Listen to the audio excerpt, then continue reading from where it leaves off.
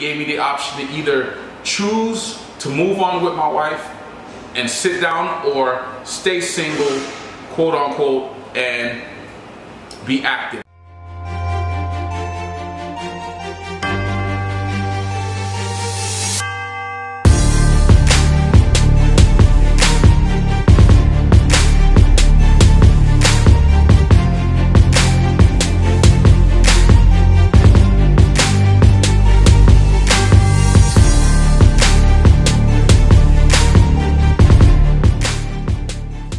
Good day, family and friends.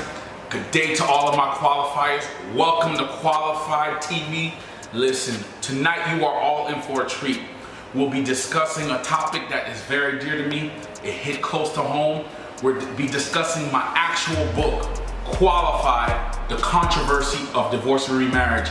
I actually released this book last year, January 4th, 2020, and many folks have come to me, friends, family, strangers, people I don't even know, with testimonials of how this book has been a blessing to them, because for years we have been taught a system or a theory, we can say because it's fallible, of what many believe is the way you are supposed to operate or move on in reference to divorce and remarriage, the controversies of it, how it affects an individual in leadership, actively in church, the list goes on. Listen, tonight I have some special guests with me, none other than Miss Tiffany Bias, and I have Miss Jamaris Williams.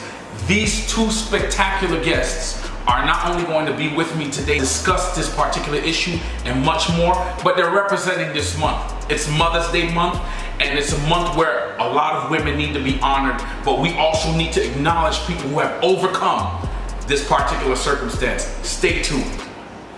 Family, as I mentioned, you're in for a treat. I have none other, starting off with Miss Tiffany Bias. Miss Tiffany Bias, can you tell the people out here in Qualified TV who you are and give them a brief overview of what it is you do? We just want to get to hear from you. Thank you, George, for having me. Like you said, my name is Tiffany Bias. I'm 40 years old. I have two daughters. I'm a teacher, an entrepreneur. I have my own company that deals with mental health challenge. I am an activist for mental health in the Black community, not only in the Black community, but in church as well. I'm just here to talk about being disqualified in church, as they say, when it pertains to marriage and being in the process of getting a divorce. Awesome, pleasure to have you here. Now we have none other than Miss Jamaris Williams, very dear friend of mine. We actually grew up together. We've known each other for many years. She's a spectacular individual in the church community and has gone through so many transitions. So I'm gonna allow her to introduce herself. Miss Jamaris Williams, can you please introduce yourself to those watching in Qualified TV land? Hello, my name is Jamaris Williams. I am 34 as of last week. I am a singer, an entrepreneur, I'm a makeup artist. I do whatever my hands find to do. I'm excited to be here. I'm recently divorced, not disqualified, so I'm excited about talking about it. Awesome. Family and friends, listen, we've been discussing this book for over a year, close to a year and a half, and this is the first time that we're actually having this broad conversation, and it's set in this platform, and I don't feel anybody else should have been in this conversation other than these beautiful women that I have with me to represent Mother's Day and who have gone through. This particular topic, just to let you both know and everyone watching, has placed me in a position where I had to take a great loss. Some would call it a great hit. And I was not afraid. They gave me the option to either choose to move on with my wife and sit down, or stay single, quote unquote, and be active. So I made a conscious decision, a prayerful decision, a wise decision to be one of the elites, because I believe even if I lose my position, the next generation will be blessed by this, and so forth. So we're gonna get right to it, and I'll start off with Tiffany, because I know Tiffany is currently going through certain transitions, and I feel like Jamaris will elucidate some more because she's gone through it and she's new in the transition. But all of us, though we don't like to mention it, we just want to be honest with you for just a brief moment. We're all past as kids. And being past as kids, the spotlight is on you, stigmas are on you, you name it. There is a pedestal they place us as if we're no longer human. And humanity doesn't exist when you're at that pedestal. So I've heard so many years, for so many years, until I started to study, I've heard for so many years, once you divorce, you die by yourself. Unless your spouse died, and that's the way you move forward. But I've been taught that for so many years in regards to divorce and remarriage. And I believe many people have even used certain scriptures to their convenience, like Matthew chapter 19 verse 9, which I mentioned in my book. If you can provide me, Tiffany, and everything I'm asking tonight is in concordance to my book, make sure you go to drgeorgefabre.com, get you a copy, because I promise you, we're going to speak from the heart, but there are so many issues I tackle in here that will hit home and answer plenty of questions. Tiffany, if you could, kind of like engage some more into what I started off saying, how we were taught growing up. What were you practically taught growing up as far as divorce and remarriage? Well, my parents were divorced when I was 7. Wow. So divorce hit our family pretty early. Then my mom got remarried and my dad got remarried and divorced again. So divorce was common, but it wasn't taboo because my dad had already left that era. Right. So it wasn't taboo, but it was taught to us that you just don't do it. You work it out, you stick and you stay.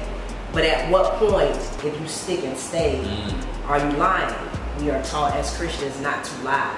But we're placed in situations that make us lie because of what people will say. So if I get you correctly, do you feel that many Christians in the church structure, and do you feel like they prefer that we live the lie and the facade just to look right? Absolutely. Because at the end of the day, church is not about church anymore, it's become a business. Wow. So if we keep the people and we keep the facade up, the people will stay. They won't leave, they won't go, but that's not the realization of what church is supposed to be. It's a hospital. Wow. Sick people come, sick people, when they get healed, they go out and get more sick people to bring them back in. And we just don't do that. We let all of the healed people stay and suck up all of everything instead of going back out and getting more people to come in, because we get caught in this system of church instead of going out and reaching souls. Wow, shortage of evangelists. so Jamaris, what do you think? I know that you grew up in an elite home as well. What were you taught in that regards, and also what's your overall take as well as far as divorce, remarriage, and what it is based on your experience? Honestly, we didn't really talk about divorce much. My parents fell in love in high school, and they were literally till death do us part kind of folks. So when my mom died, even on her deathbed, she taught me that God didn't want me unhappy. She talked to me about nurturing my heart more so than divorce. So I kind of had an understanding that I was unhappy, and it wasn't something I could solve on my own. It wasn't something that they didn't beat me with the Bible. They didn't beat me with the scriptures and say God don't like. I didn't have that kind of upbringing. I was raised by realists. Right. So even my dad, being a preacher, he would always tell me, God wants you happy. He doesn't want you miserable. He doesn't want you serving him and going home to misery. So even when I presented, the idea of divorce to him, they were supportive. Now, being a PK, you have no privacy, so he told the nations. But and that was a whole thing in itself. But I'm grateful for my upbringing because they loved me through it, and it wasn't a matter of trying to figure out how to present it to the church or present it to my family, because I was raised through love. They wanted me loved. They wanted me to thrive in love. So knowing that that wasn't my environment, they wanted me out. And that makes sense because it's funny to see now you get an idea of the efficacy of Matthew, Mark, Luke, and John. They were all, except John, they were all with Jesus, but they all had their interpretation, and they preached the same thing differently. Coming from my home, it was practically like damnation.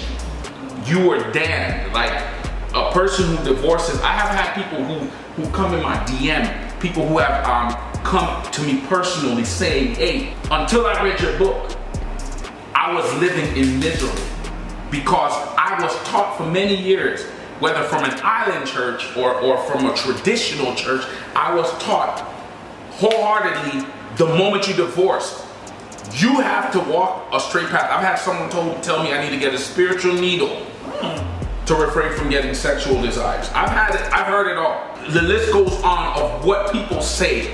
And it's a travesty and it's also a tragedy. Which, you know, because people have used Matthew 19:9 to their advantage to support that, where, you know, where the scriptures are basically stating that unless your partner commits adultery, that's the only way.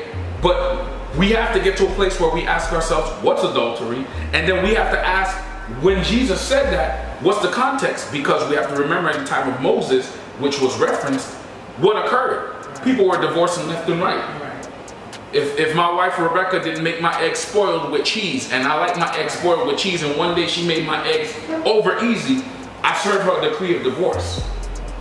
And people don't understand how placing scriptures in context. But you said something phenomenal about how your happiness was imperative to you. And that leads me to ask you, considering your happiness, because what we have to remember, joy is from above, which means God gives you joy. Happiness is based on the happenings, what's happening. I learned that from Bishop Curry years ago, and I never forgot that, because we have to realize that in order for us to be happy, there are certain things in our lives that have to be happening that allows us to be happy. You have a graduation happening, you get happy. You have a wedding taking place, it's a happy thing, you get happy. You win $1 million, it's something happening, you get happy. When did you realize your relationship was over? If I'm honest, please. Before I got married. Wow. I went into my marriage knowing that it was a selfish act on my part. I thought that I wanted the best for my son. I thought that I was making things right, doing it the right way, as the church would say. But as time progressed, there was no change. There was no progression in love, in life. There was no acceleration. And it really, I believe after my mom passed a year into my marriage. Wow. And I remember being in the corner on the floor crying. And my then husband came to me and said, this is your new reality. You have to stop crying. You have to stop. And because, again, I'm raised in love. I'm raised with nurturing parents. And I didn't understand how another human could be so insensitive. Right. And I said, to myself, my person would treat me this way. Right. I think the grieving process is kind of what ignited it for me to say, you need to leave. This is unhealthy. You need to leave. Take up your child and walk. Now, initially, again, we taught in the church, you stick it out. I tried. And he actually ended up asking for the divorce. Wow. So. Stop for 1 second though. Okay. You said something good. You were trying to make your son happy, which means you got pregnant prior to the marriage. I did. So did you feel, because I oftentimes, and Tiffany, feel free to jump in, because we all have felt that pressure. Due to pregnancy, there's an obligation because of the reputation, because of who you are. I had 2 daughters out there. There we go. So do you feel that pressure of having a child or children, you now are obligated to get married because of the church structure? I can't say that. In my situation, I do believe it's a factor. But I'll say in my situation, my love for him kind of overpowered the pressure. It's just that it wasn't enough to sustain it. So I felt the pressure that I was putting on myself more than anything. But I really truly loved him and wanted to make it right and wanted my son to grow up in the structure that I had. Right. So the 2-parent whole household structure. Right. So Tiffany, that goes to you, because we talk all the time about these type of situations and so many transitions that has taken place. When did you realize it was over in your case? When would you say, you know what, I just knew this was no longer going to work? When I was no longer honoring God. Wow. selfish to stay at something that I know wasn't honoring him. Wow. So I made the choice to say, you know what? I have to go for the sake of the body of Christ, for the sake of everything else. I had already been selfish for so many years till I could not keep doing that over and over again. I felt like the biggest hypocrite sitting in church. Wow. Because I knew that here in my heart, outwardly, nobody really knew what was going on inside of me. I didn't talk about it much. Right. I was quiet. We would talk every now and then, but I still was quiet. I think I talk now more about it now because I have accepted whatever shame is going to come from it. That part I didn't care about. I cared about healing. And I wanted to stop impacting and putting pain towards my husband. That meant more to me. I had never made a decision not to hurt him. Wow. So this time, that's selfless. Yeah, I wasn't thinking about myself. Like she said, the day I got married, I knew I should have been waiting. But in my mind, he's going to marry somebody else. He's going to pick a better pick. I have to get him now. Wow. Everything else will work itself out. Well, it never worked itself out. Wow. It never worked itself out. Good guy, great marriage. Like, I could not tell you we argued, we fight. It was none of that. I could not deny myself. I could not say no to the things that I wanted. I was not going to do it. So when we first got married, we always talked. Divorce doesn't start. Most people think it starts with the paper. It doesn't. It starts the moment you decide that I'm no longer going to be one with my partner. Wow. I'm going to think like this, and you think like that. That's what happened. Wow. We were in the same home, just on two different paths. Wow. We were good friends, but as far as Scripture says, if the husband and the wife is supposed to represent the church, you're supposed to be one in soul, that you represent the God love. I couldn't do that. He could, but I couldn't. Wow. And he could have carried me, but I felt like it was so selfish of me to keep doing that over and over again. That wasn't love. That was selfishness. And most times, nobody pulls the young lady or the young man aside and say, hey, fix your spiritual life. Wow. We know you messed up. We know you got this going on. Fix your spiritual life. Wait to get married. Like, fix your life. And they tell you what they did in that process that messed them up. Right. I want to help other people. If you walk to that altar and something in your heart tells you to stop. Don't ignore that, because that's the start. So did you really ever have a marriage? Right. That's good. If God tells us to do something and we are disobedient with that one commandment, Saul got one commandment and he disobeyed and he never saw God again. Right. So if at that point, maybe that was the point where he was going to help me. But I hesitated, and my help didn't come till 10 years later because I didn't honor what was right there. If I would have said, you know what, I can't do this. Let me take a step back. Instead, I let it play out. But all the hurt and pain that I have to now say I'm sorry for could have been resolved right here at the beginning. Wow. But we don't look at the damage that we have caused another person. It's very phenomenal that you say that, and this is not scripted. I'm gonna ask this. What would you tell somebody, and whoever wants to start first, feel free, because I know Tiffany practically started hitting the point. Anyone ignoring signs now? You're getting the signs. Things aren't panning out. Your spirit is speaking to you. God is speaking to you. Things aren't working out, because oftentimes people say, oh, those are the hard times that are taking place just because it's going to get easier down the road, or these hard times are just good for building character, or it's just going to be one of those things where you could testify it later. But in reality, these are actual warnings. Yes. Because we talked about warning before destruction. Yeah. And what would you say are to somebody watching now who's in a position where they're about to put their life in harm's way? Because you got to remember, going through the process of healing is no joke. Right. As we will tackle. But can one of you take your turns? Feel free to jump on and say what it is to somebody who's ignoring signs right now? I'm going to say for me, they never go away. They never go away. We're taught, I know in my situation, I was told a lot from his side that love will conquer all, right? Wow. I loved him and his red flags, but they never went away. Wow. And they're only magnified once you become one. Now his red flags are my red flags. Now I'm left to deal with all of this stuff that I tried to ignore in the beginning, all while trying to teach my child not to do what the red flags are doing. Wow. So I would say, listen to your gut, follow your gut. I knew within myself I shouldn't have. Wow.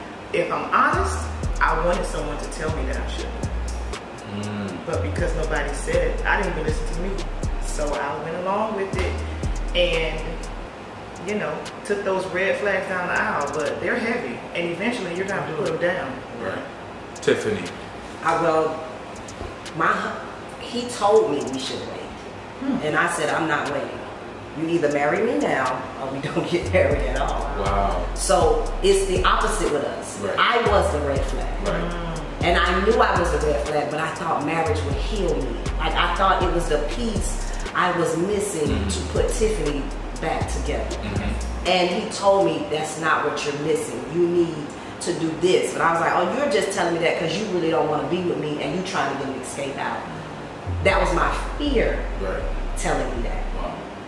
If I would tell somebody, to me, things that you can get past if we don't have good communication. You can work on that. What you can't work on is that thing inside you that says, you know you don't want to be here. Come on. And you keep doing this day after day after day because we're taught as Christians, do not be a hypocrite. You know when you feel this and it's cringing, like you don't want to walk in the door. I don't want to go home. Or when it's like, okay, I have to go preach this weekend, Tiffany. Okay, good, because I don't have to deal with the way that I'm feeling. That was my truth. Also, man of God, I have nothing bad, and we even talk about it. I have nothing bad to say. No, never. 95% of the reason why my marriage did not work was because of me. I had me in front, and I had issues that I thought marriage would heal. And that's deep. Yeah. It didn't heal it. It just made it where he was the person carrying all of my red flags. And you know what's crazy? We think marriage can heal a lot of issues because oftentimes there's a pressure, especially for young women. I hear often when you're a certain age, you know how mothers in the church will walk up to you or people in the church will randomly come to you. You're 25, you're not married yet. You ain't got no kids, you don't have any children yet. It's supposed to validate you. It's a validation thing because it worked for them. And they got to remember there's a paradigm shift that has taken place. Right. Social media, to the point I was watching a documentary on social media. Social media is such an illusion to the point it's kind of demonic. You wake up, first thing you do, one gentleman was explaining, he doesn't even use the bathroom without his phone in his hand. That's true. You don't talk to God anymore. You consult. So you're not saying good morning anymore. And a lot of us are guilty for it. It's a quick good morning. It's a quick good morning. God. Barely. Yeah. And then you know, and I'm even guilty of it. You know, you gotta shame the truth, tell the truth and shame the devil. Oftentimes we just want to check and see what's going on. Did I miss something? But the reality is we're so engulfed with living this life that is pleasing everybody else, getting married to please everybody else, that we often forget. Now, the question is, now, here's the thing that we often have to think of, especially being forefront figures. We have people who have titles that are above us or who are our parents or whatever have you. We ourselves have held titles or offices in ministry. How did you deal, and I'll ask Tiffany this first, how did you deal with the divorce, the process, and all of that stuff as an active leader, as a forefront figure? Were you embarrassed? Did the church even support you throughout this process? Good day to all of my qualifiers, my family, my friends. I want to take this moment to thank you all for watching this podcast. We have more to come every Thursday at 6 p.m. Expect to get some new material, new content that we will be sharing. We'll be covering all types, all sorts of topics. Don't miss out. Listen, follow us, subscribe, do all that you got to do. Subscribe to our YouTube page. What are you waiting for? Let's get it done. Let's do this together. Share, comment, provide all the insight that you have. Let us share and learn from each other respectfully and with love. One more thing. Don't forget to follow us on Instagram. I am drg.fab. Also on Facebook, Dr. George Fabre. And don't forget to like our page. And also, if you want this merchandise, you want all these apparel merchandise and all of the things that we have to offer, our book, The Controversy of Divorce and Remarriage, don't forget to go to drgeorgefabre.com. Again, drgeorgefabre.com. I appreciate and love all of you all. See you next week, 6 p.m. Peace.